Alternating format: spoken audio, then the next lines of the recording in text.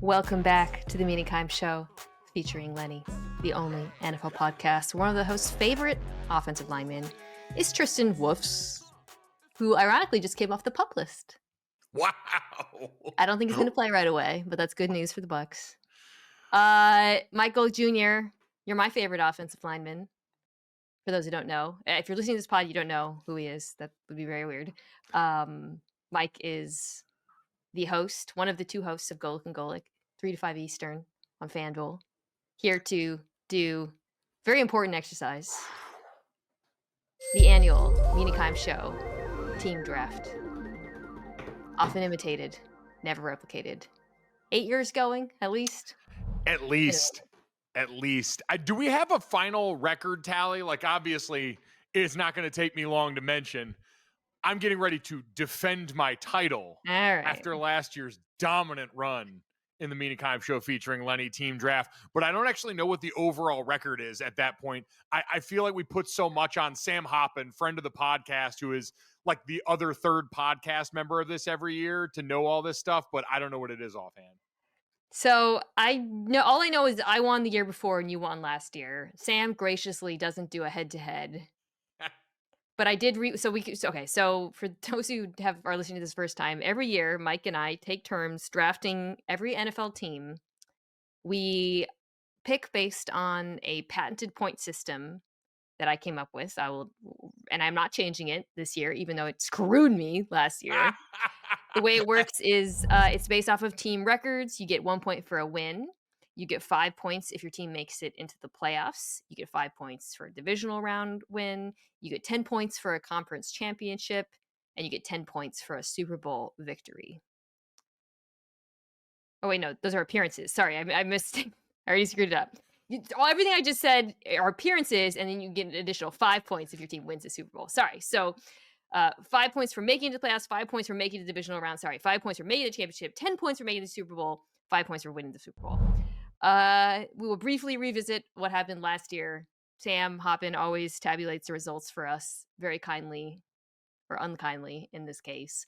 Mike won overwhelmingly with a score of 273 to 174. That's probably one of the biggest point differentials. Sam, you don't need to calculate that we've ever seen. You won on the strength of having both Super Bowl teams and, of course, the Super Bowl winner, the Chiefs and the Eagles.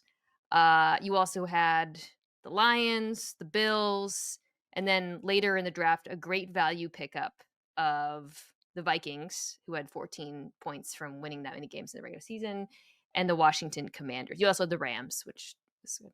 So I got royally screwed by the San Francisco 49ers, who were my first overall pick. So I ended up with 6 points from them, which is very low. By comparison, the Super Bowl teams gave you 50 and 44. I also picked the Ravens, the Texans, the Packers, and then I had a ton of great value picks in the second half. Bucks, Steelers, Chargers, Broncos. But your draft was much more top heavy, and then the Commanders pick, I feel like, really sealed your fate.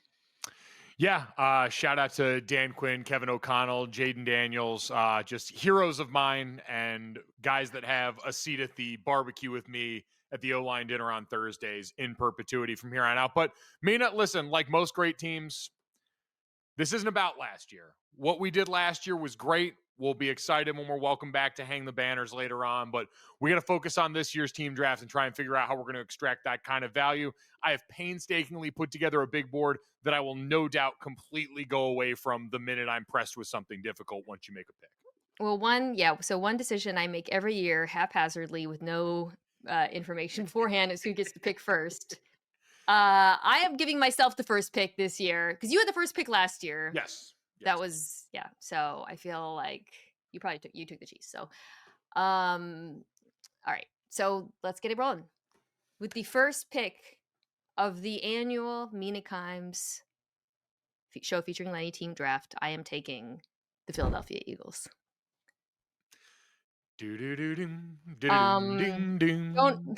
Don't really need to get into great detail on this one.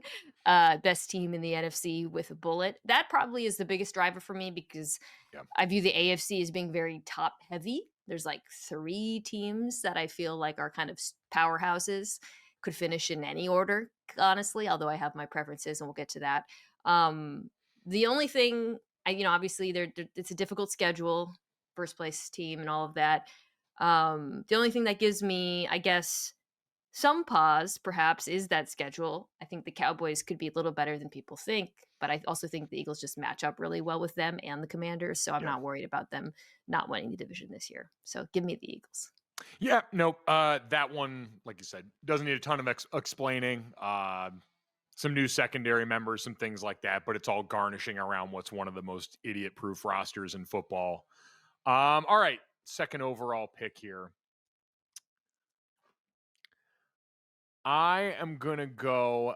This is one of those that I thought about overthinking, but I am not gonna go broke taking a profit. I'm still gonna take Kansas City here. Really? Yeah, Oh, wow. I I Okay. I know exactly, who we're thinking of and who the debate's going to be in the AFC. And as I've listened to a bunch of your podcasts doing power rankings in the offseason and the preseason, looks like I know the two teams most people are thinking.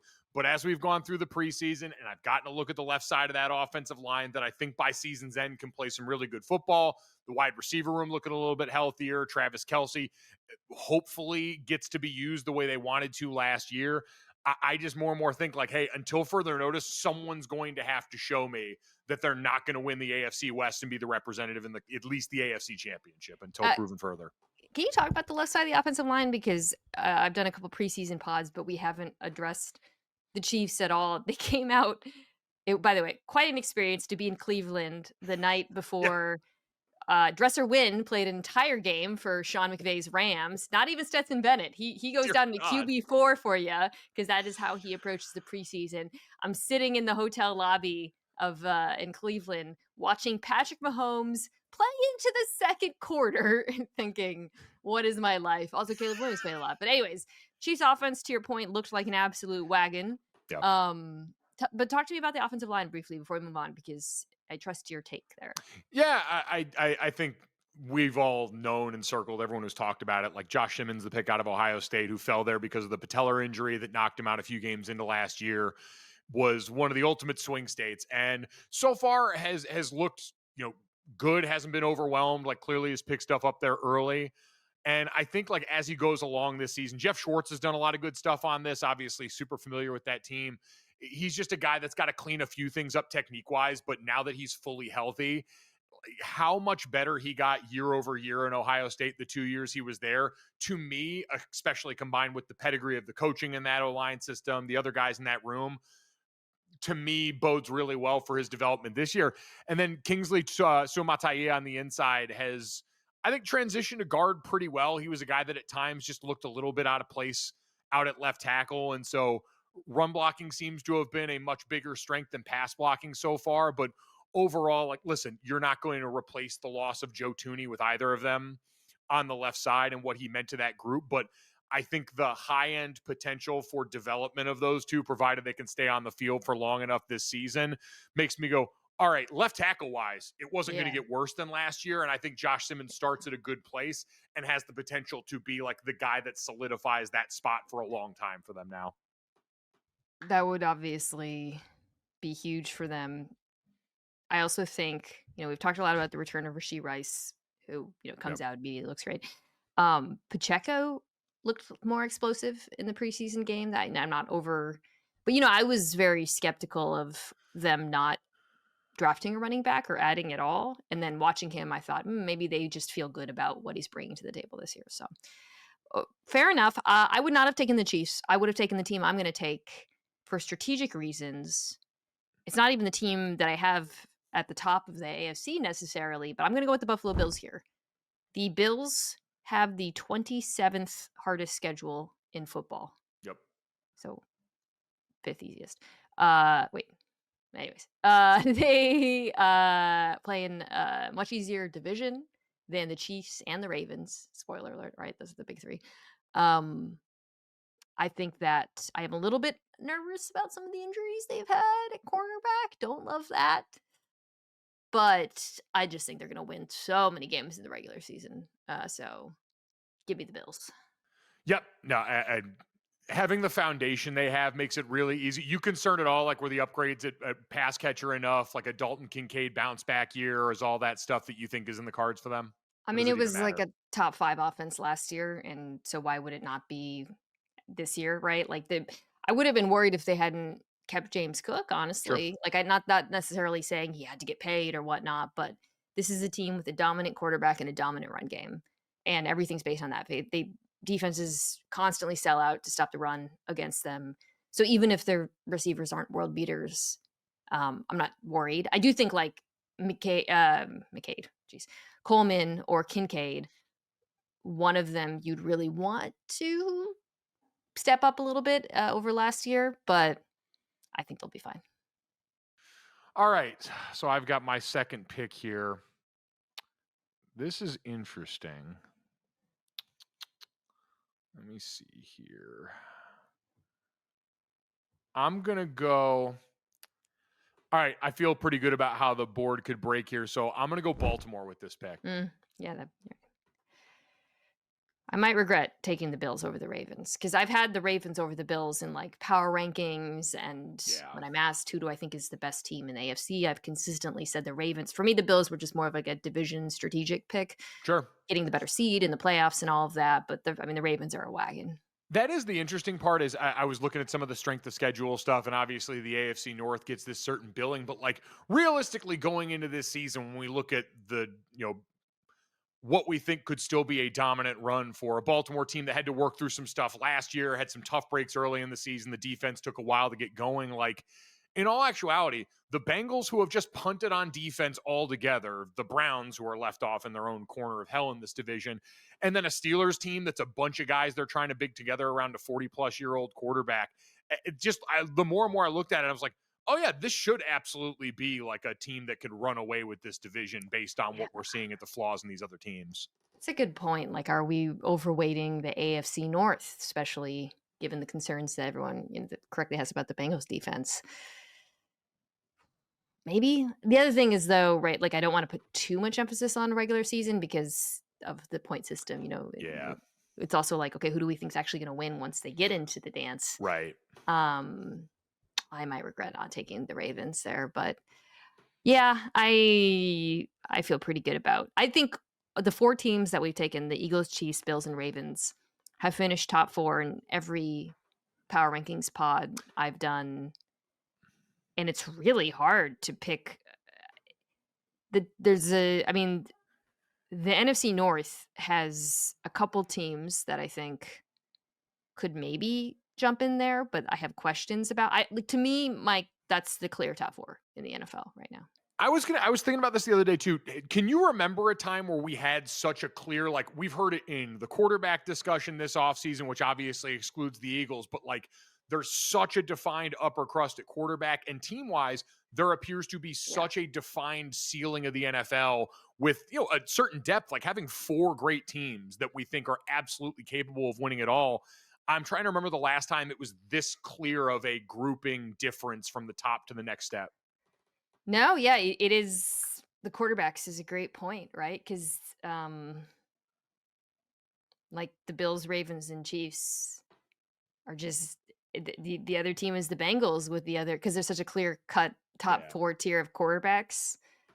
Um, and yeah, we were asked on PTI today, like, are the Commanders contenders? And I was like, yeah, like, not in the AFC, but in the NFC, yeah, sure, why not? I mean, I don't think I think Philadelphia is better, but there's every team else, the other team is either, I mean, is flawed in some way. I'm gonna pick one of those flawed teams though. Moving All on. right. I'm gonna go NFC here. I'm gonna take the Lions here. All right. A lot of Lions skepticism happening right now. I think concerns about injuries on the, defense cropping up already.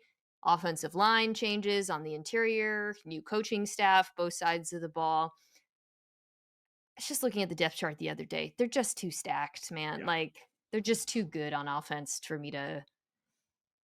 They might take a little bit of a step back on offense, but defensively, if they're not like the most injured unit ever, that should mitigate that to some degree. I just think this team is too talented. That's the other thing about the defense. The defense is so talented Yep. with Hutchinson back in the building. There's at all 3 levels. they're stacked. So I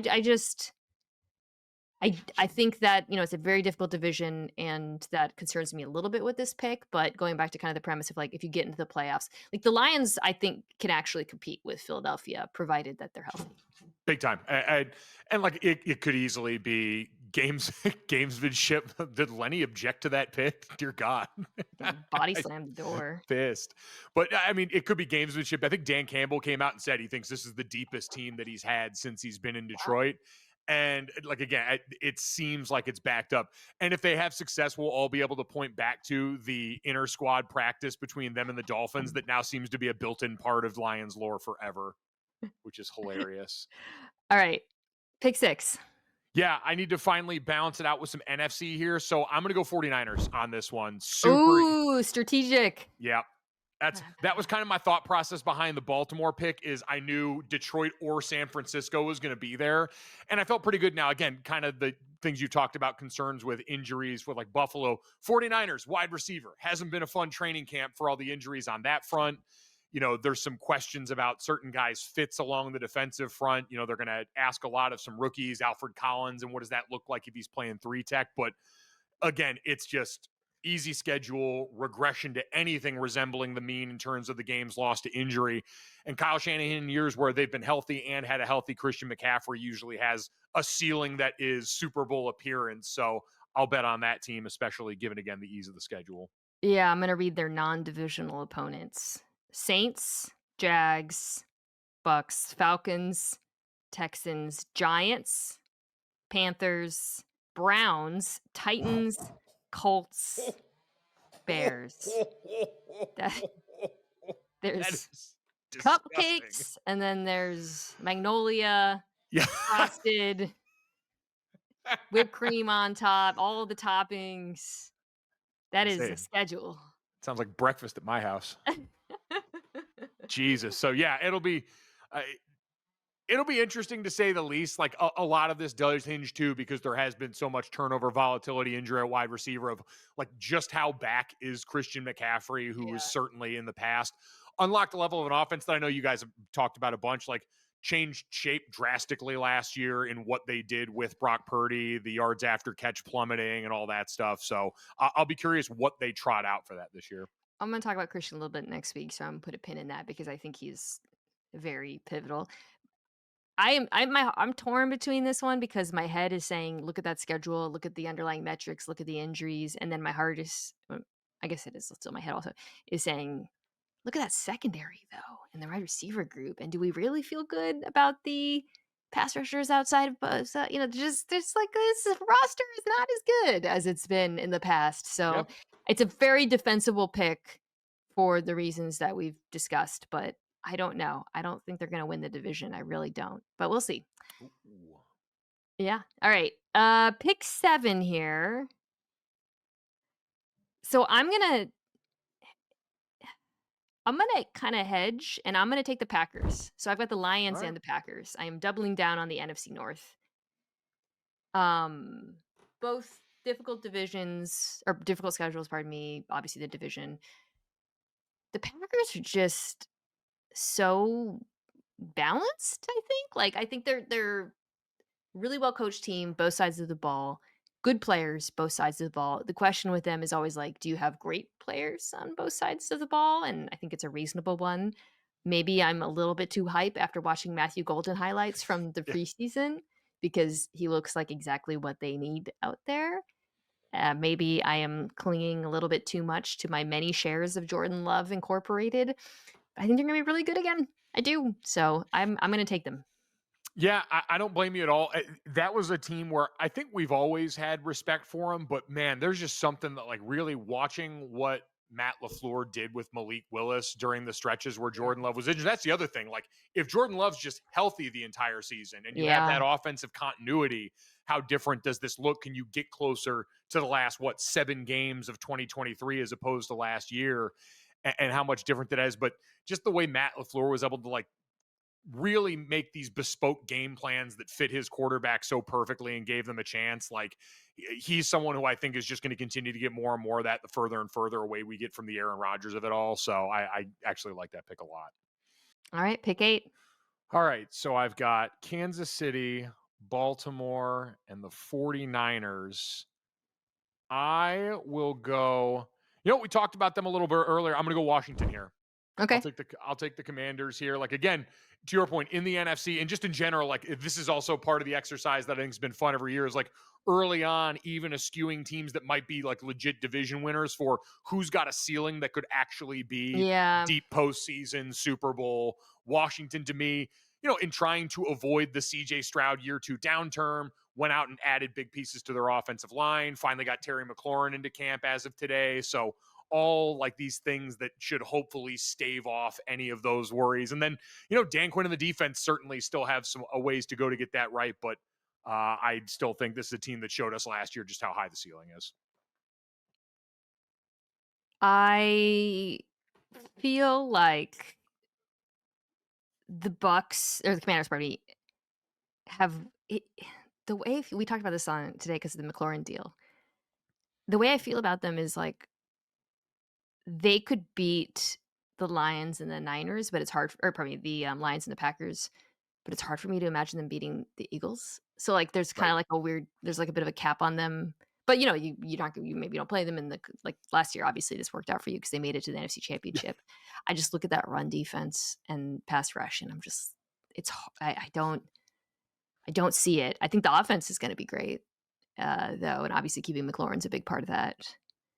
But, yeah, there's just things I worry about, the historic rate on 3rd down, all of the close games. Yep. But, listen, it's always a good strategy in this game to pick good quarterbacks because, right, they tend to lift the boat. So, I'm delaying a bit because I'm torn. Okay, so I have pick 9 here. And I am really torn. I have so much NFC right now. So I have to remind folks the Eagles, the Bills, the Lions, and the Packers. So 3 NFC, 1 AFC. Problem is the AFC, while it has a cluster of really, really good teams after that, it's kind of hard to know what to do with this Mm-hmm. conference.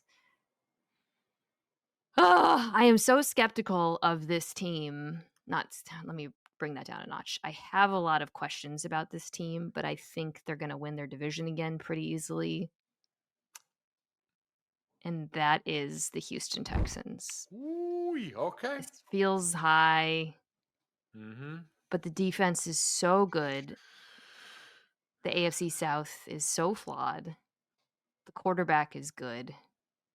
I've gone on the record as being like a kind of off put off by how much people are saying, well, the offensive line will be better because it can't be worse. I just don't Yeah. agree with that at all. But I just think there's everything else about this team is so good, and I like the coach, so I'm gonna go Texans here. Don't feel great about it. We were talking about that today just because the news came out that Joe Mixon was going on the Yeah. non-football injury list, so he's going to miss the first 4 games. Which, like, there's 2 division games in that.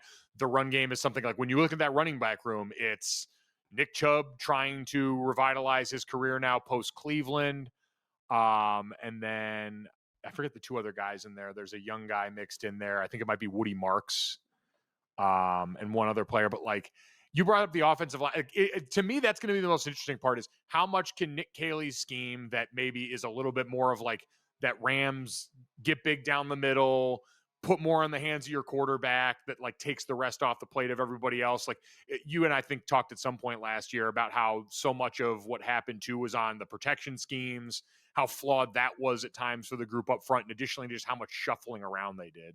Yeah, Dameon Pierce is the next back. Well, I actually That's think the could one. be a good fit for if Nick Caley runs more gap stuff, which I think is the Yeah. plan.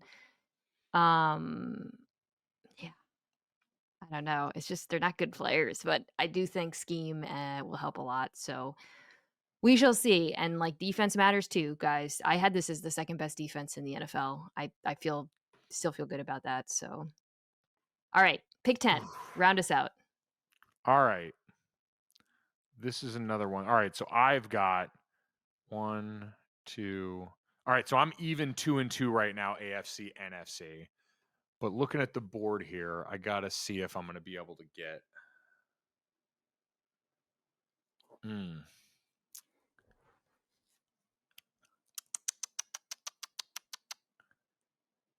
keep wondering when I want to go this route.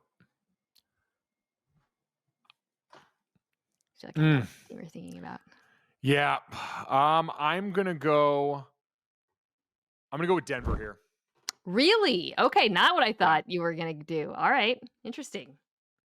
Yeah, I've bought into the propaganda, clearly hook, line, and sinker, but kind of the same thought process, maybe less, predicated on me thinking Bo Nix is, CJ Stroud in terms of that upper echelon comparison. But like, this is one, and God love our friend Dominique Foxworth. I listen to him every preseason. Like, if a team is not set on the O-line, I don't really consider them. And like, you and I talked about this group last year in the postseason. Like, Zach Strief coached these dudes up. They've invested in the offensive line. We talked to Jeff Legwald this morning on our show. Sounds like they might be hitting a little bit more outside zone. Everyone, they're really bullish on RJ Harvey and what he's done so far in camp. And then to top it all off, like, this defense looks like it's going to be absurd again this season. So if you've got that at the backdrop, I get in the football, the FTN folks pointed out, like, Bo Nix feasted on the worst teams in their schedule and in favorable game scripts, but like, I still think he's going to be dealing with some fairly favorable game scripts given the prowess 100%. Of that defense and the game plan that's going to win them games with Sean Payton, who has, very quickly been back. Like, and they're now in the last year before they get out from under that Russell Wilson contract. So it's just, there's a lot of positive here, even if I don't necessarily think the quarterback is a world beater. Well, you have the Chiefs also, so you're hedging a little bit in the AFC West. So I talked about the Broncos earlier this week when Bill Barnwell and I did a pod on like who could upset the favorites in every division. The Broncos were unsurprisingly my pick for the AFC West for all the reasons that you outline. Coaching matters so much too, and Sean Payton kind of reminded everyone that he is Sean Payton and he's an extremely good coach. But yeah, the defense is just stacked.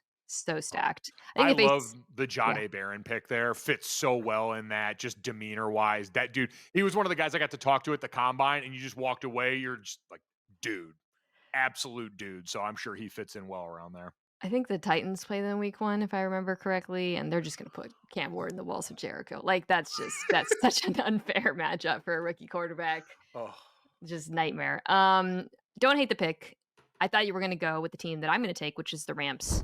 So you have the Niners to pick 6. I'm going the Rams to pick 11. I mean, let me ask you straight up, because there's a strategic element to this, and we obviously talked about it with the Niners with their schedule. But like, setting aside schedule, who do you think is the better football team? So this is the thing is, I think if Stafford is fully healthy, the Rams are the better football team.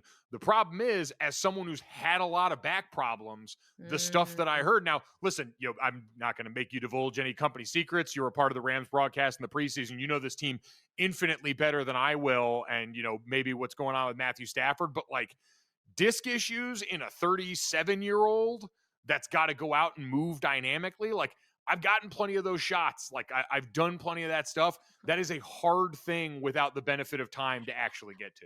Well, you may have had treatment on your back from playing football, but your girls had an epidural. So I can pull the trump card there, my guy. And let me tell you, I know it's the rare. That is not something you want to do unless you're up against it. It's a pretty serious thing, the procedure to get. Although the weirdest part for the 90% of my listeners who have not had one is you still kind of feel your legs when it's kind of like a weird feeling where you're like kind of numb, but you're not really numb. So it's like and then you're like, oh God, am I going to feel pregnancy? And it's like, no, you just don't feel your legs, or you feel your legs, but you don't feel the parts that get hurt. God, I can't imagine doing that without that. Also, it goes down one of your sides more than the other sometimes, which is really confusing. So one of my legs was like dead legged, and the other one was kind of like, I know Krista, our producer, just had a baby. She's probably listening to this. Anyways, it's a very strange experience. On that note, everything they're saying is that he's fine. The other big piece of news, by the way, is that they do sound confident that Alaric Jackson, their left tackle, is going to be ready, if not week 1, right after that. God hope he is week 1 against the Houston Texans. But yeah, that's big. That's like gotten slept on, I feel like. Matthew Stafford is a player who you really want to have pass protection for at this point in his career. So maybe it's a little risky, but I still have them winning the division. So the only thing I don't love is I just feel like this whole division is really close. They're like so clustered together, like more so than any other division in the NFL. I feel like all the NFC West teams are like right by each other. So I'm very interested to see how we slot the last two teams in the NFC West with that in mind, because it seems like there's a lot of Cardinals hype going into this season. is But always okay. Well, you're next. Be bold. Take the Cardinals, my guy. yeah, no, I would like to do that, but I feel like we're at the point now where this, like, and again, we've gone a few here where it's just like take the best team, but I'll go ahead and take the Buccaneers here. I think they're going Damn to it! win I the wanted the division Bucks. again. No, I That almost took was them instead of the Rams. that was part of my Denver calculus. Is I saw, all right, I've got the Rams or the Bucks. I'll feel good about either because I both can win the division and give points. I thought that's who you were gonna take when you were like, "I've been thinking about going this route." I thought you meant like the NFC South route, which is take the team that's gonna win the NFC South. The Bucks have the 26th hardest schedule in football. Yep. And a team like, listen, a third offensive coordinator in 3 years. It just seems to be the place where future head coaches come to hang out with Baker Mayfield for a year. But Liam Cohen is incredible. Like I remember calling a Kentucky game in 2021 and walking out of the meeting with Liam Cohen, who was the offensive coordinator then with Will Levis during the good year, and thinking, oh yeah, this guy's going to be a head coach. I don't know if it's in college, I don't know where, but this guy's going to be a head coach. So feel very vindicated off that. But like this offense, I think, is pretty recession proof and going through the transition. Like Graham Barton really helped solidify the line. As long as Tristan Wirfs, as you pointed out in the open, is off the pup list and going to be ready to go, this is a group you can lean on up front. Bucky Irving was awesome last year. And it sounds like the talk of camp was Emeka Ibuka, who, man, you can never, ever go wrong drafting the Ohio State receiver. Like when in doubt, just draft the Ohio State receiver. Your heir apparent to the Chris Godwin throne there. Still Mike Evans on the outside going for $1,000 every year. So I think that offense is going to rip again.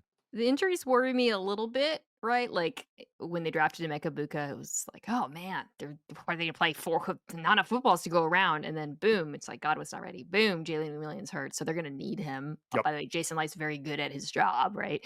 um, but and I still have some concerns about the pass rush and the defense, but like the team might have winning the division, so at minimum you get that. All right, I'm up next. This to me is going to be kind of like a little bit of a lottery pick. I'm going to take the Bengals here. Yep. The most lopsided team in football, a team that is going to have to win a lot of games by a lot of points. So this pick makes me very nervous. However, a team that, because of the offense and the quarterback, if they get into the dance, could outlast anyone hypothetically. I'm not saying I would pick them, but the potential is always there because of the stars that they have on that side of the ball. Yeah, I mean, it's the team that famously brought you, can the quarterback do it without an offensive line? Can the offense do it without a defense? Like it just, the Bengals have flown in the face of what I have seen as conventional wisdom surrounding how to play football off the strength of Joe Burrow, Jamar Chase, and T. Higgins. And so you're right. There is still a small part of me, even though I look and say, I'm not going to expect anything meaningful out of them because of what I just said. And they've tried to address the offensive line. Like this is less a commentary on that anymore, as it is like they just decided we're going to put all our money into offense and the defense can go kick rocks. We'll get Trey Hendrickson back for one more year to be the lone soldier. But I don't know. I get it's only preseason, but those pictures that we'd see week after week of the biggest holes known to mankind carved through the first string Bengals defense don't look like they're a Trey Hendrickson away from closing. Yeah, I don't usually get fantasy advice on this pod, but boy, I'm going to try to get every piece of the Bengals offense I can because they're going to have to put up a lot of yards in the passing game. All right, 14, what you got?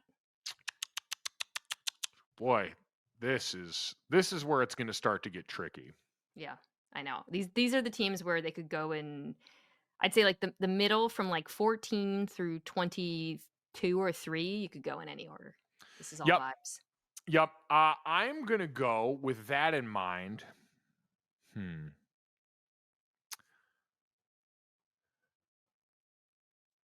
All right, this is another one just because it's kind of a wild card there. I'll take Jacksonville here. I want to. We clearly did a lot of the same research, looking at advanced numbers to look at the schedules. Jags have a very easy schedule.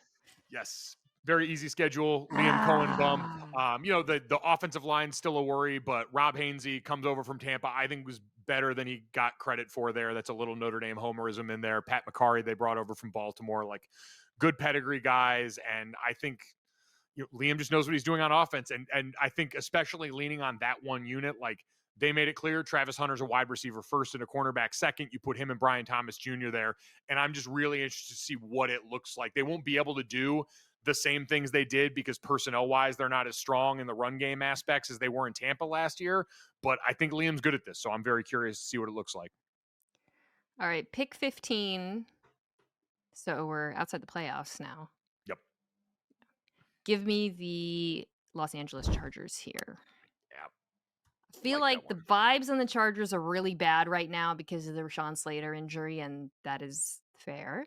But I think this defense is at least going to be average. Just a quick note, because I didn't put them in my top 10, and they did finish top 10 last year, and I had to eat a lot of crow. I had a bet with Greg Rosenthal about that. It's so obvious that Jesse Minter is amazing at his job when you watch them play in person. So we had the Chargers week 2, and so it was mostly there were a couple of reps with the starters, but it was a lot of the second and third string. They just don't make mistakes the way like most backups do. I don't know how to put it. Like they're just very fundamentally sound. Do I think they'll be great on defense? No. Do I think the offense can hit its ceiling without Rashawn Slater? Also no. But give me the balanced team with a good coaching staff and a great quarterback. I'll take it.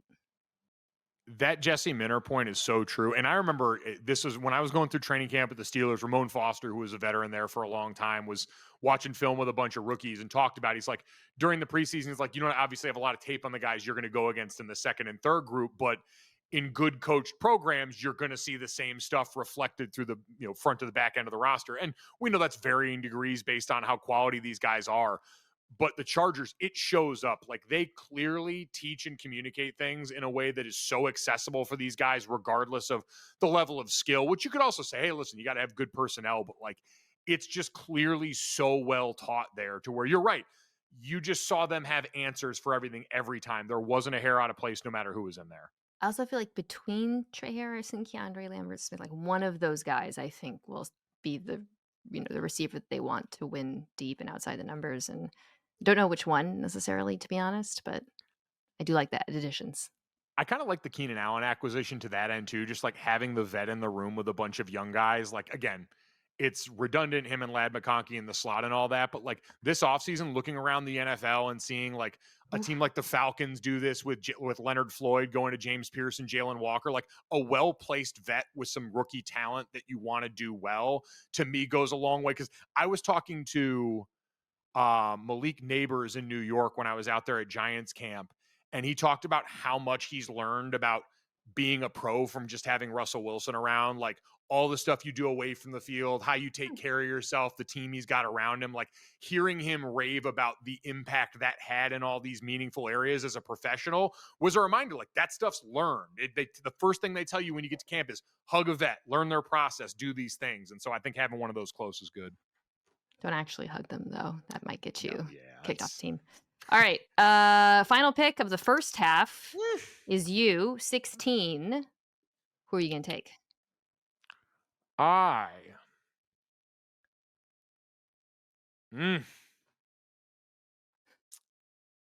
oh man. I'm going to go Seattle here. Taking my Seahawks from me. I figured the I would Seahawks I feel like they're one of the teams where the preseason has kind of revived people's interest and enthusiasm in them. Yeah, I mean, Clinton, the offense, it clearly looks like it's had the desired effect. Gray Zabel stands unite. He looks awesome. It's a run scheme that I think is going to be a market improvement over last year, where they were really struggling to find looks and sets that they were comfortable operating out of, schemes that they were comfortable running with. And yeah, I get you lost a ton of personnel at wide receiver, but I don't know, man. The defense on the other side, I think, is going to be nasty this year. So I'm bullish on the floor for that team for the exact reasons you mentioned. Like it's all preseason propaganda for me. All right, let's take a quick break, come back, and draft the second half of the NFL. All right, we are back. Picks 1 through 16 are in the books. Mike, as a reminder, you have the Chiefs, Ravens, Niners, Commanders, Broncos, Bucks, Jags, Seahawks. I like your draft so much better than mine. It's fine. It's fine. Whatever. This is why I'm bad at fantasy. I just panic. And I just make decisions. The Texans, I didn't even want to take them there. I don't know why I did it. Ugh. All right. uh, Pick 17. mm. I'm going to go with a high variance pick here because I just want to take shots. Give me the Minnesota Vikings. Ooh, okay. Love Because it. if that young quarterback is merely above average, this team should win a lot of football games. Question is he above average? No one knows. No, but again, like to your point, betting on like coaching staffs, infrastructure, like KOC's got the juice. Like when you guys did your coaching rankings, I remember kind of going through that exercise myself, and I just kind of kept coming back to. And listen, part of it is we're victims to what we hear in the public, and he's a guy that speaks really well to the media. We get the mic'd up stuff of him talking to other quarterbacks, but he just seems to have that like EQ stuff that makes me bet that, hey, a quarterback that thrived in an environment where you had a healthy run game around him and some potent weapons that really only had to do what was required of him could go into a similarly well-positioned place that invested a lot in their offensive line to help fix the problems that they ran into at the back half of last season. So Top 7, 8-ish defense. I had them higher in my, but I feel like that's a reasonable expectation, even with the questions about the cornerback group. I mean, I'm going to trust the coaching there. I don't love the division, obviously. I think there's a world in which the Bears are better at the end of the season if they progress the way I think they will. But yeah, I just think, I mean, we just saw this team. Obviously, they're a prime regression candidate given that, the amount of games they won and the one-score games and all of that. But um, yeah, I just think the infrastructure is too good. And again, if he's like, let's say like Brock Purdy, his first season, it's a playoff team. if he's what he was at Michigan, Yeah. like he wasn't a world beater at Michigan. He was good enough in the moments they needed him to make a play to go do that. Like it's not outside of him. Well, I want to if he's Brock Purdy, his rookie year, he'd be like statistically one of the best quarterbacks. That was a silly thing to say, but okay, you're up 18. Well, I feel like here. So you have. Do you have 3 of the 4 teams in the NFC North? Yeah, I do. All right, I'll take the Bears just for a wild card run in that one. Again, just another team that the last preseason start for Caleb was a little bit of a mixed bag. Like there was enough good stuff this preseason, and I like the upgrades they made at certain positions. One of the other teams that's kind of doubling down on the 2 tight end stuff that seems to be making a real comeback around the league right now. And defensively, they seem fired up about what Dennis Allen's brought there. So I think all of that stuff, I'm with you. Like, again, in upside territory, the Bears absolutely sold me with their offseason and preseason. I mean, I just also believe with the Bears, they could be significantly better in the second half of the season. I mean, difficult start week 1 against Minnesota defense. There could be like people might be freaking out early on, and I'm here to say right now, relax, because I really think that this is going to work with the new coaching staff. It might just take a second. The offensive line is entirely different. The way the skill players are being used is different. But I've seen enough of the Ben Johnson, Caleb Williams marriage in this preseason to be enthusiastic about it. I just think there could be some ups and downs. And the defense to me is being slept on. I wish I had talked about them as a potential top 10 unit, because the more I've looked at them and thought about Dennis Allen's style of play and how it fits with the secondary in particular, the better I feel. People, when I was out there for camp, now this was pretty early on in camp, but a lot of people were circling. Peanut Tillman was a guy I did a show with for Bleacher Report, and a lot of people very excited about what Javon Dexter's potential could be in that defense as a guy who's got some like splash, get up the field, 3 technique stuff, and a defense that lets you pin your ears back a little bit. So, but yeah, attention to detail is completely different around there. And you're right. Offensive line that hasn't played a snap together of meaningful NFL football in a preseason, where usually the first quarter of the year is like an extended preseason anyway. It's going to look rough at the beginning, but I totally believe that, which is why I picked them. So Pick 19. I will take the Steelers here. Ooh, okay.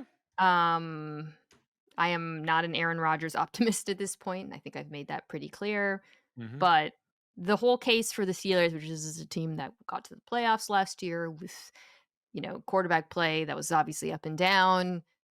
Why wouldn't they at least hit that mark with Aaron Rodgers? I think there's some logic to it. We talked about it earlier in the week. I think the defense could be good. I really do. Whether or not they have fixed their Ravens problem in run defense, I am not sure of.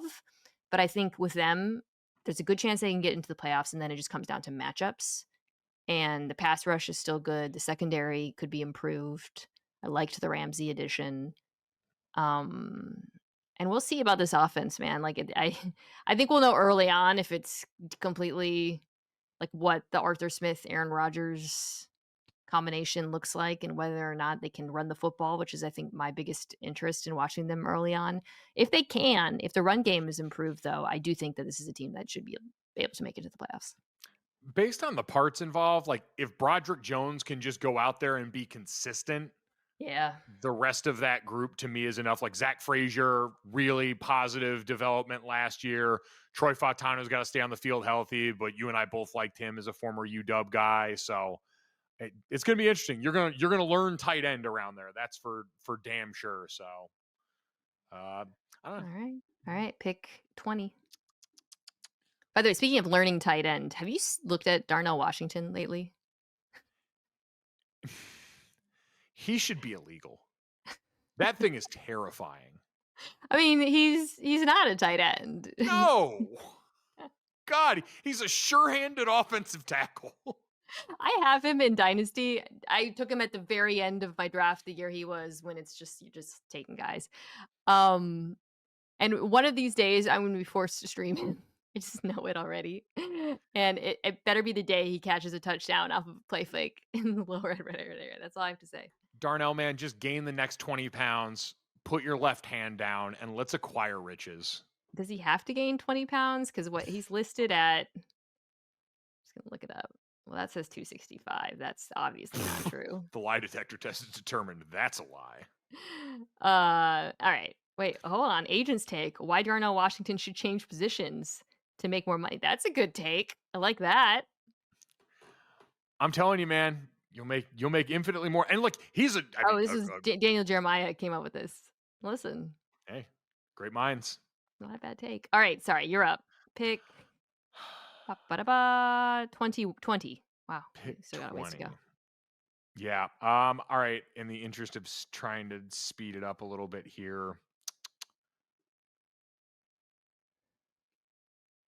I'll go Atlanta here. Okay. Most of this is just Bijan Robinson. Like last year was the fourth leading rusher in the NFL. And I didn't realize this until I was studying them this offseason. And obviously it's become well talked about now, but career long for rushing only 38 yards. In the NFL is sort of amazing. Like some of that, I know people have talked about like scheme. They're almost exclusively an outside, which Dwayne Ledford, their coach, is one of the best outside zone offensive line coaches that exists. This is such a niche take, but like he was the Mekhi Becton maker back at NC State. Like when he was coming out, Mekhi had his great year. That was Dwayne. The NC State groups were always incredible. And it's no secret they are the best outside zone running offensive line. Caleb McGarry down for a bit right now. I was just about to say that worries me about Atlanta. I'm looking at the depth. I'm just like, who's gonna? Because not sure who's gonna play for them. No, but the way I view Atlanta is offensively, there's so much talent. Obviously, first round talent. They've stockpiled all over the place. Drake London is awesome. Bijan Robinson, I mean, could very easily lead the NFL in rushing this year. I wouldn't be surprised at all. Last year, they were hampered by a quarterback that couldn't move at all. I know you guys talked about it on here formationally. They didn't do much different with Michael Penix Jr. when he got in there, but I think that's more of a late season thing where it's just like you're not going to completely reinstall stuff then. So I think that, and like the defense is one I think can get better. They decided they were going to just, lizard, keep picking defensive ends in the first round. Xavier Watts, my Notre Dame guy, going to be a help in the back end. So I think the defense can improve enough to supplement an offense that I think should be very good.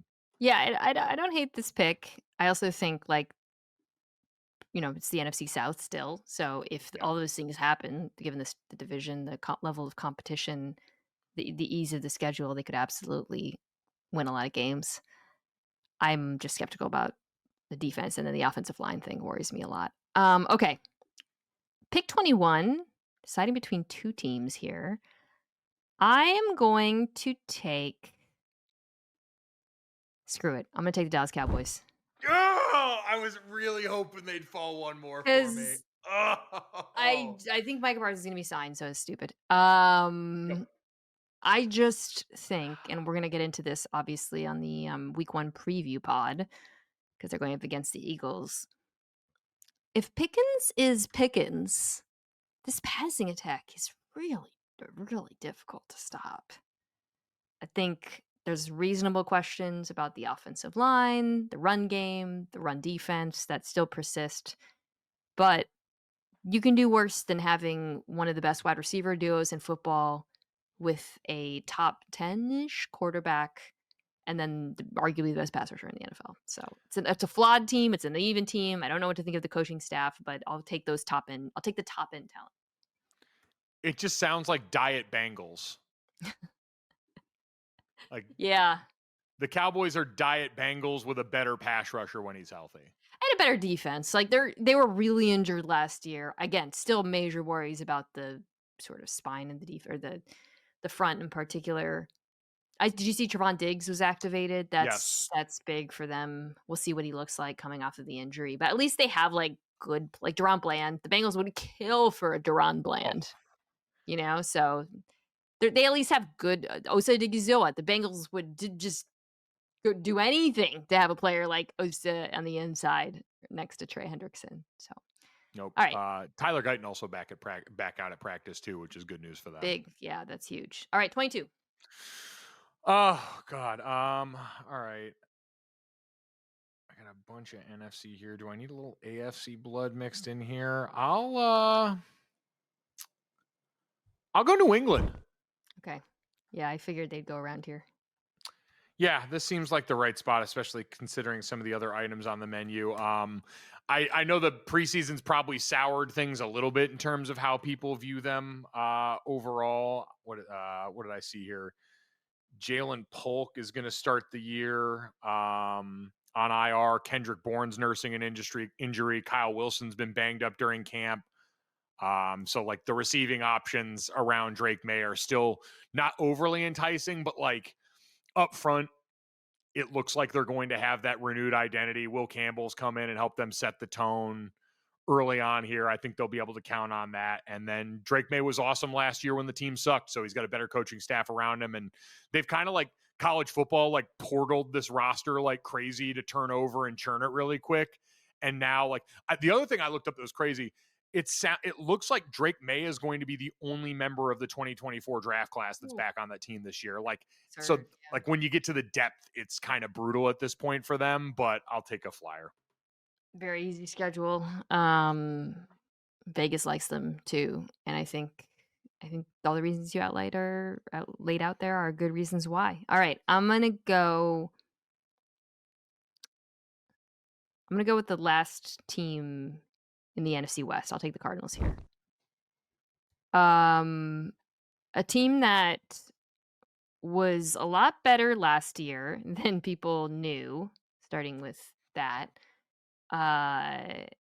and was very up against it on defense. So they went out and added a lot of talent there, despite being like the hipster favorite defense. Also offensively, I mean, I talked about them being better than people knew. I think they were like 11th in offensive DVOA. Let me check. They were 12th overall. Wow. 11th on offense, 14th on defense. I think that would just surprise most people who build them. But if you can get Kyler Murray scrambling more, you get something out of consistency out of Marvin Harrison Jr. And then the defense has the ability to be more normal with like a legit pass rusher and Josh Sweat, and Walter Nolan hasn't played yet, but yeah, I just think they're also a team, Mike, where like they could totally win the division. Like I said, I think NFC West team too good, but they also could be like a sneaky tough out in a playoff game because they're so unique in terms of the ability to run the football, Trey McBride as a matchup problem, and then the defense just being weird. Like, I feel like they could come up with a weird bespoke game plan for someone. So, okay, I'm gonna take the Cardinals. It's a great pick. What they've done kind of overhauling the D line, I think is going to be really interesting. And Walter Nolan Jr., man, on his best day was one of the scariest forces in college football last year. I know there's some inconsistency stuff, but I like bringing Calais Campbell back again, another the right vet around the right rookie. Just Yeah. Well, I love that they brought back they Campbell and Tomlinson. It's like, okay, we have young players who would be great if there's something, but we also have older players to sort of hedge that a bit. It's I a can good say, approach. was it Darius Robinson who was injured most of last Yeah. year? He's been Now playing, back yeah. too. So Will Johnson's been playing, so yeah. God, if that pick hits too, what an absolute gift Yeah, falling to them. steal, I know. All right, 24. 24, I'll go Raiders here. It's a good pick. I'm very bought into the AFC West. I think that's my third AFC West team. But Oh, this yeah. this another one. Like again, if it hits right, I have real concerns about the defense, the offensive line. But as someone that also believes Geno's got good ball, to have him, Brock Bowers, you got the Jacoby. As of our recording today, Jacoby Myers requested a trade. They re-signed Amari Cooper. And this is another team, like we talk about the two tight end thing, where a lot of these programs, like Michael Mayer back in really good shape, seems like he's in a good headspace to go along with Brock Bowers and Ashton Genty, is a lot of fun Chip Kelly stuff that I'm interested to see. The Jacoby thing, Jacoby Myers trade request, just feels like him recognizing he has a lot of leverage in this offense because they're so thin at receiver. And he's making like 10 or $11 million this year. I feel like they could just throw him even if they don't want to do an extension because he's on his 1 year left on his current deal. They could just throw him a little money and satisfy that. So it feels more like a leverage play to me than anything else. Yep. Yeah, Raiders offense, I've talked about a lot, should be fun. A lot of concerns about the defense, but the pass rush at least will be, I think, pretty good. But the offense, I think, is going to take a lot of people by surprise, and they're going to be really unconventional as well, right? It's going to be a very multiple tight end heavy offense. You got a quarterback who's very aggressive, loves throwing to tight ends. You see that throw to Dante Thornton? Oh my God. Who, by the way, like he's kind of been the surprise of camp for them at wide receiver. It sounds like, I know they drafted Jack Besh out of TCU a little higher, but Thornton seems like he's going to be the guy. All right. Pick 25. Here, I'm going to take the Miami Dolphins. So I went back and forth between the Dolphins and the Pats in terms of like who would be second to the Bills in the AFC East. The Pats are the trendy pick for a lot of reasons. Mentioned them.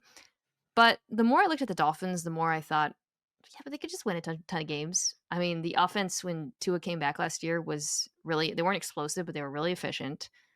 They tried to improve the offensive line. We'll see if that works. This is still a really good pass rush now with everybody playing. Secondary is a problem. No question about that. It is one of the worst cornerback rooms in the league. But I feel like this Mike McDaniel with his back against a wall is going to find a way to improve the run game. And I think the offense can still be, if not top 10, close to it. Yeah, this is a team where the vibes have been horrible, but to your point, like you just go back and look, when Tua's on the field, the offense functions fine. I know for all the questions that we've had about Tua's importance relative to the offense over the years, like you take him off the field and it's gone to hell, which I don't know what that says about, the entire Mike McDaniels coach complex and all the stuff that we've said and thought about him over the years. But no, I'm with you. If they stay healthy, it generally tends to work all right. All right, so that was pick 25. Here are the remaining teams. For those I've forgotten, I'm going to mix up my order, throw you off my scent. Giants, Panthers, Colts, Browns, Saints, Titans, Jets. Woof, woof. Yeah. Woof. All right. We're going bargain hunting. With that in mind, I'll go Colts here. Yeah, it's the right pick, I think. Yeah. And yeah, I've only got the Jags in the South. So, we got the Daniel Jones experience here where in bizarre turn of events, he has become the poster of consistency apparently now in the NFL. Force. Giants fans have to be sitting here like, what in the good damn is going on? But offensive line lost some parts from last year that now live in Minnesota, which is important, but I think some of the best ones are still there. They extended Bernard Raymond, who's been awesome, continuing to develop there at left tackle. Quentin Nelson still at left guard. And, all the quarterbacks can scoot. We've talked about that. That's going to be how the offense tries to live. So we'll see. I like the Colts defense. I think that they'll be at minimum above average, or an average, pardon me. I like the pieces they've added. I think Lou Anarumo, giving him some veterans to work with on the back end is going to really help on that side of the ball. I'm going to take the Panthers here. Like it. Very nervous about this defense, even with Derek Brown back in the lineup. But I saw enough about the offense to feel like they can at least be feisty. What do you think about the Adam Thielen trade stuff? I feel like why mess with it? Just keep him in the building. Completely agree. It would take a lot for me to consider picking up the phone for that one because, again, he was the lifeline for Bryce Young in a sport where now, Tedero McMillan during the preseason, some of those, deep ball sideline stuff there, it really seems like that could be a lot of fun. Yeah. They did the dirty work of paying the offensive line last year. So I'm pretty bullish that he can be the guy at least, I don't know about the long-term future, but end up as one of those guys in the range where you kind of end up having to pay him because there aren't always a ton of better options out there. Yeah. I wonder with Thielen is it seems like a lot of teams are really desperate for receiver help. So maybe the feeling is, we're deep. We got Jalen Coker and T-Mac and Leggett. But I don't know. I just feel like he plays such a specific role in the offense. And I feel, like he did. I feel like with the Bryce Young situation from last year, it's like, okay, nobody move. Just no sudden movements. Let's just keep this going, right? Let's not expose him to any adversity. Let's, he had a great second half. Let's keep building. So that's all. All right. 28. You're up. I'll go Giants here just because that defensive line is going to eat people's faces all season long. And there seems to be a little promise around the Jackson Dart situation. Maybe showed some good flashes during the season. Obviously not going to be the starter right away, but at this range, it's really more, do you have one thing I can count on? And what I can count on is opposing quarterbacks. Good luck watching this group and watching them in particular rush against the Bills starters. Yeah. And see the kind of success even without Dex in the middle that they had was terrifying. Yeah, we talked about the Abdul Carter on Deion Dawkins reps. Terrifying indeed. Giants have the hardest schedule in football, so there's a little bit of risk that's been much discussed that comes with that. We also don't know when Dart's going to play. I drafted him in Dynasty, by the way, so I have a piece of Jackson Dart now. I'm invested. But the defensive line can absolutely win games on their own. No question in my mind against bad offensive lines. Come on. I'm going to take the Titans here. Part because this is just purely a Cam Ward bet. But I also felt like in the preseason, the offensive line looked competent in front of him. I think that position group could take a nice little jump this season. When I did the AFC South pod, I was pretty down on the defense. I don't think they're, however, one of the worst defenses in football. I think that there's issues and they're missing a star edge rusher. Cornerback group has some holes, but there are enough competent veterans there, obviously Jeffrey Simmons being the leader, that they shouldn't be the sort of train wreck that forces Cam Ward into the worst field position in the league. So, yeah, give me some Cam Ward. Oh, wow. This is where Kevin Zeitler lives. Interesting. Yeah. And JC Latham back on the right side. I think he's going to go a long way for next that guy. To Zeitler too. I like the way, I know Dan Moore Jr. people don't like the contract, but he's a competent player, so. And they're all playing for Bill Callahan, and that matters a ton. So, all right, 3 picks left. It's between the Browns, Jets, and Saints.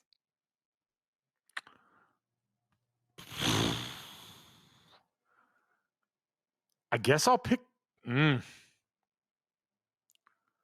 think I'll pick the Browns. Really? Yeah, I just maybe get a little bit of that Joe Flacco magic from a few years ago. If the offensive line isn't a mash unit again, Carson Schlesinger's gotten some good pub at linebacker in relief of JOK, who's hurt. Like Myles Garrett still lives there. Denzel Ward still lives there. So, I mean, A lot of the draft picks looked really good on Saturday, admittedly against the Rams, pardon me, like second and third stringers. So there was a bit of a talent discrepancy in our game, but I thought Schlesinger looked good. Fannin Jr. looked good. Sampson caught a pass, which is good to see. I thought Gabriel looked really good. So, God, yeah. watching everyone be. I can't wait for the regular season to start so we can stop all being big weird freaks about the Shedeur Sanders situation. It's been the most disgusting internet slop on planet Earth watching that toxic conversation happen on my timeline every weekend. I talked about this on the fantasy, the Ringer fantasy show with the Dannies, but it's just there's just every now and then a story where people who don't closely follow the sport get involved, and then it just gets dumb. And I think that's just an example of it's like Kalen Clark, Tebow. Yep. Like it's just like I'm not saying like these are comparable, obviously, but it's just like you get a lot of people who don't understand the nature of the sport. Like with the Shador stuff, I know people were like, he's in there with like third stringers who didn't even make the team, and I was like, yeah, and none of those Rams players are making the team. It's the fourth quarter. It's the third quarter. Right. Like I cover this team. Like the competition is a thing. I mean, anyways, we don't have to get into it. Yeah. It's a lot. And it makes you kind of feel bad for everybody involved. Like I feel bad for like him to some extent, to Gabriel, to the staff. It's just I mean, Kevin Stefanski got asked in a real press scrum about the fan rumors of him sabotaging Shedeur. Like he got asked that question in real life. No, that's horrible. I think Mary Kay Cabot was the one that like had to deliver the question, but like the fact that it was enough of a thing to where he apparently got asked about that is wild. I also like let me defend Shedeur for a second, because he gave a quote where they were like, he said, obviously I'm winning the team. But then when you look back and asked it, the question was just like, do you feel like you belong? He's like, obviously. Like it wasn't like that cocky. And when I read his entire transcript, he just like, all the sacks were my fault. Like, and that no one quoted that. I didn't see that. Did you see that on your timeline? Nope. Like that's what you want to hear from, whatever. The whole thing is just stupid. All right. Dylan Gabriel is clearly QB2 in my mind. I'm surprised though. I would have taken the Jets before them. So I'm going to take the Jets here. Just because I think we're going to get a bounce back to some extent from the defense under Aaron Glenn. And offensively, if they can just run the ball, they could be a tough out. I think this is the Jets. Look, I'm not optimistic about them, obviously. And it shortly hasn't looked great in the preseason, but I think they're a team that can just drag teams into the slop, and thus coached by a guy who likes to live in that. So likes to get in mud fights. A man who MacGyvered the hell out of the back half of last season. So if anyone can cobble together some paper clips and rubber bands and make the Jets work, and honestly, that run game could be. I mean, Justin Fields is incredible as a part of the rushing attack. The passing stuff, I think we're kind of far enough into his career where we sort of know who he is. And I don't think the Jets franchise is going to be the place that revives a quarterback's dreams, but they put a bunch of, like, I think there's 3 first-round picks on the Jets offensive line, including... The offensive line could be good. Like, the bookend tackles between Membu and Olu Fashanu were 2 of my favorite guys from the last few draft class. Like, that should be a good young unit. My question for them is just, Justin Fields, are you willing to, like, carry the football at a pace because I think it felt like in Pittsburgh he didn't want to. It's kind of like I was like constantly confused why he didn't run more. This is it, bud. Like, right, tote that rock, because that's how this offense succeeds. Okay, you have the final pick, and there's only one team left, so you've got the New Orleans Saints. Spencer Rattler led New Orleans. Well, I wouldn't know. Sorry, it hasn't been announced yet, but it sure looks like the Rat Man is going to be back there. The agenda. All right. The agenda is alive. I have also Rattler Dynasty. It's the saddest Dynasty team. Okay. I have Jared Goff, and then it's like the most bad news bears. Let me read to you who are my quarterbacks. I know no one cares, but Jared Goff, great. Derek Carr retired, but I'm keeping him in case he unretires. Spencer Rattler, Jameis Winston, Sam Howell, and Jackson Dart. It's a 2-quarterback league. I should mention. So that's why. Okay, gotcha. All right, that makes a little Oregon. more sense. I also Wow. have Derrick Henry and Saquon, who regularly outscore most quarterbacks. So, all right, recap. Here are my team. I'll do mine first, and then I'll read yours because I had the first overall pick. The Mina Show 2025 team draft team: the Philadelphia Eagles, the Buffalo Bills, the Detroit Lions, the Green Bay Packers, the Houston Texans, the LA Rams, the Cincinnati Bengals, the LA Chargers, the Vikings, the Pittsburgh Steelers, the Dallas Cowboys, the Arizona Cardinals, the Miami Dolphins, the Carolina Panthers, the Tennessee Titans, and the New York Jets. Mike's team: the Kansas City Chiefs, the Baltimore Ravens, San Francisco 49ers, Washington Commanders, Denver Broncos, Tampa Bay Buccaneers, Jacksonville Jaguars, Seattle Seahawks, Chicago Bears, Atlanta Falcons, New England Patriots, Las Vegas Raiders, Indianapolis Colts, New York Giants, Cleveland Browns, New Orleans Saints. You got a lot of the teams I came in here planning to draft. I just say that. Wow, so you just went rogue on your own draft I board. did, yeah. I've like Patriots, easiest schedule. Like Niners, draft them before. Like, hate myself.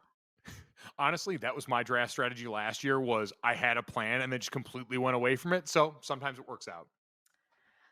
All right, well, folks, we will, of course, go back after the Super Bowl and revisit this.